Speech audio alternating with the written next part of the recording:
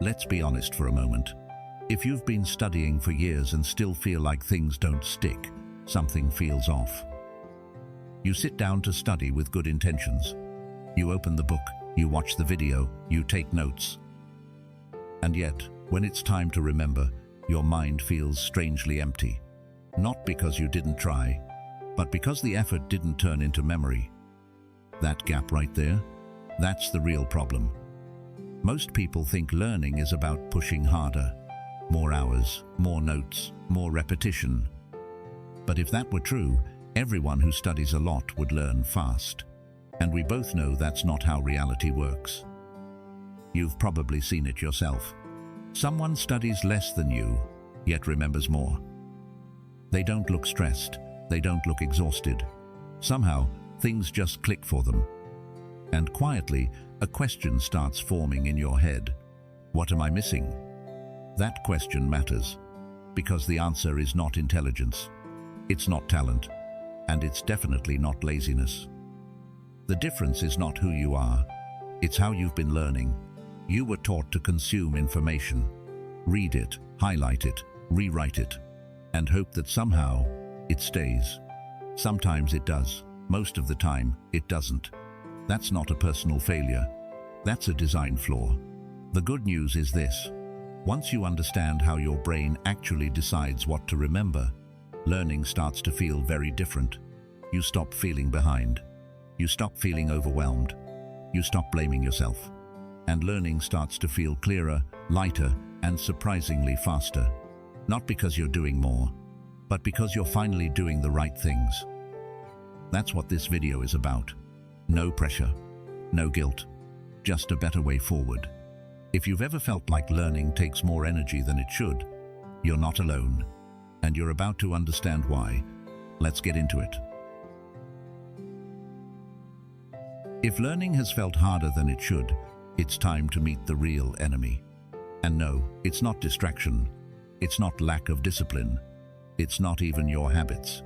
The real enemy is misunderstanding how your brain works. Your brain is not designed to help you learn everything. It's designed to help you survive. That difference matters more than you think. Every day, your brain is flooded with information. Words, images, sounds, notifications, ideas. If your brain tried to remember all of it, it would collapse. So it makes a ruthless decision. What matters, and what can be forgotten? This filtering process happens automatically. You don't get a vote. Effort alone doesn't impress your brain. Time spent doesn't impress it either. Your brain only pays attention to 3 signals: relevance, emotion, and usefulness. If information feels relevant to your life, it stays. If it triggers emotion, it stays. If it feels useful, especially soon, it stays. Everything else is treated as background noise. That's why rereading feels comfortable but forgettable. Your brain recognizes the words. Familiarity kicks in, and your brain says, "I've seen this before, we're good." But recognition is not memory. Understanding is not memory either. Memory only forms when your brain decides something matters. And here's the part most people miss. Your brain doesn't care how neat your notes are. It doesn't care how many times you highlighted a sentence. It cares about one thing. Will I need this? When the answer is unclear, memory fades fast. So if learning has felt like pouring water into a leaking bucket, it's not because you're broken. It's because your brain was never given a reason to keep the information. Once you understand this, something important shifts. Learning stops being personal. It becomes mechanical, predictable, and controllable. And that's good news, because once you know the rules, you can finally start playing the game properly.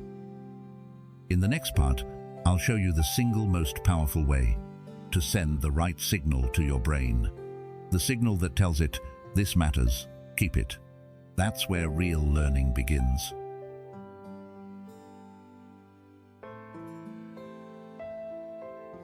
Now that you understand how your brain decides what to remember, it's time to talk about the weapon. Not a tool, not a trick, a weapon. Because once you use it correctly, learning changes completely. This weapon is called retrieval. Most people think learning happens when you read, or when you listen, or when you watch, but that's not when memory is built. Memory is built when you try to pull information out of your brain, even if you fail. Especially when you fail, this is where most learners get uncomfortable, because retrieval exposes what you don't know. It removes the illusion of progress, and nobody likes feeling behind. But discomfort is not a warning sign. It's a signal that your brain is actually working. When you try to recall something, your brain has to search. It has to reconstruct. It has to decide what matters. And every time it does that, the connection gets stronger. This is known as the testing effect. And it's one of the most proven principles in learning science. Yet most people avoid it. Why? Because rereading feels safe. Highlighting feels productive. Retrieval feels risky. You might get it wrong. You might freeze. You might realize you don't know as much as you thought. And that moment right there is where real learning begins. Because your brain finally gets a clear message. This matters. I need this. That message is stronger than hours of rereading. Stronger than perfect notes. Stronger than passive review. Retrieval turns learning from consumption into action, from watching to doing, from familiarity to ownership. And here's the key shift. Don't ask yourself, did I read everything? Ask, can I recall it without looking? That single question changes how you study. It makes learning active, honest, and effective. You don't need to feel confident to use retrieval. Confidence comes after. You use retrieval when you feel unsure. That's how clarity is built. So, if studying has felt slow, heavy, or frustrating, don't study more. Study differently. In the next part, I'll show you how to turn retrieval into a simple daily practice. No pressure, no overwhelm, just a structure that works.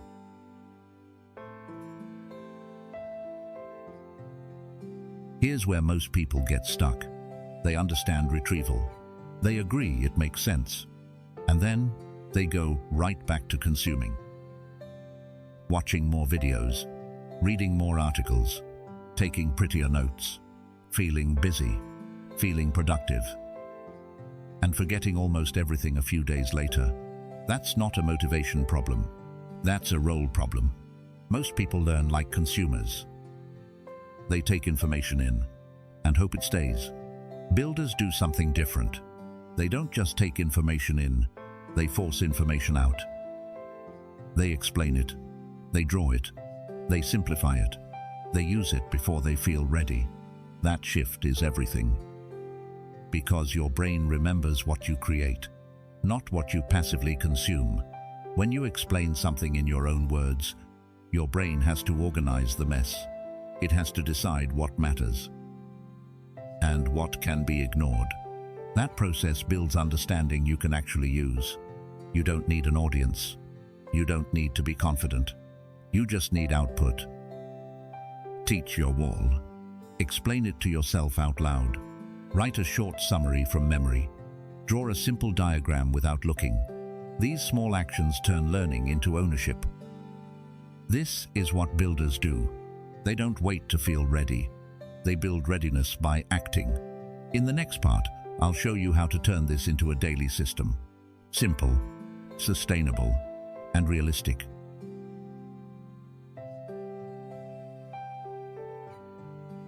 Most people think learning faster means doing more hours, more effort, more pressure. That mindset is exactly why so many people burn out. Your brain doesn't get stronger by being pushed non-stop. It gets sharper when effort is focused. That's why speed comes from structure, not force. Let's talk about sprints. Your brain learns best in short, intense bursts. 25 to 30 minutes. No phone, no tabs. One clear objective. During a sprint, your job is simple. Go deep, not wide. When the timer ends, you stop. Not because you're tired, but because stopping is part of learning. That pause gives your brain time to consolidate. Then comes the most important step. Recall. Ask yourself what you remember without looking. This is how speed is built safely. Short focus, clear stopping point, immediate retrieval. One sprint done this way beats hours of distracted study. But speed also requires selectivity. Not everything deserves your energy. This is where the 80/20 rule comes in. In every subject, a small set of ideas drives most results. If you try to treat everything as equal, you slow yourself down. Fast learners are not rushing. They are selective. They ask better questions. What actually matters here? What unlocks everything else? When you combine sprints with priority, something changes. Learning feels lighter, progress feels visible, and burnout stops being a constant threat. Speed without burnout isn't about pushing harder. It's about respecting how your brain works. In the next part, we'll lock this into a system you can run every day. No hype, no grind, just steady, sustainable progress. Motivation feels powerful, but it's unreliable. Some days you feel focused, other days everything feels heavy. That's normal. The mistake is building your learning around how you feel. Fast learners don't rely on motivation, they rely on systems. A system removes decisions. Same time, same place, same structure. When learning becomes automatic, resistance disappears. You don't ask, "Do I feel like studying?" You just start. Systems protect your energy. They prevent burnout, and they make progress predictable. This is how learning survives bad days, not by force, but by design. In the final part, we'll lock this into identity. So learning doesn't feel like something you do. It becomes who you are.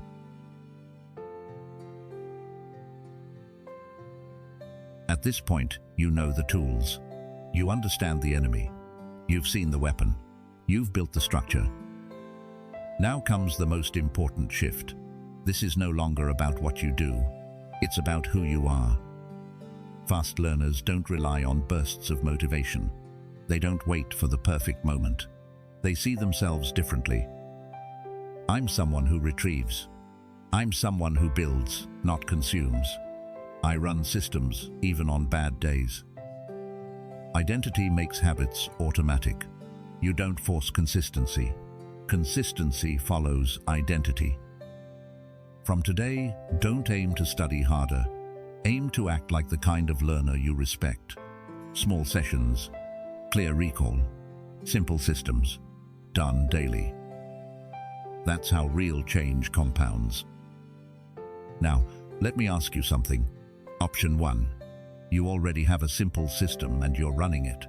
Option 2. You're starting that system today. If this helped you think differently, let me know in the comments. Comment 1 or 2. And if you want more thinking like this, subscribe and stay with the process. No rush, just consistency.